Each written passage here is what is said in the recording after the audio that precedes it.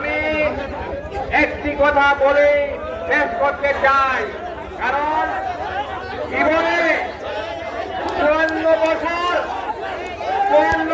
বক্তৃতা দিয়েছি, আর বক্তৃতা ভালো লাগে না।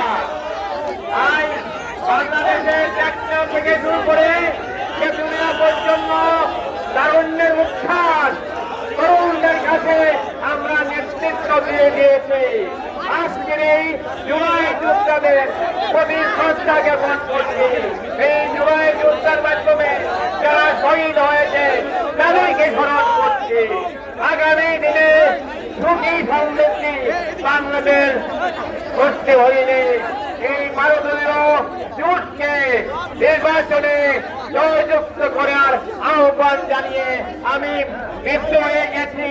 আপনাদের কাছে অনুরোধ করছি, আমার জীবন সাহেবকে একটি কথা বলে আহ্বান জানাচ্ছি, দাঁড়িপাল্লা মার্কায় ভোট দিয়ে জয়যুক্ত করে বাংলাদেশের সুখী সমৃদ্ধি চাঁদাবাজ মুক্ত বৈষম্য মুক্ত জনকল্যাণ এবং মানবিক বাংলাদেশ গড়ার আহ্বান জানিয়ে আমি আমার বক্তব্য শেষ করছি। আসসালামু আলাইকুম।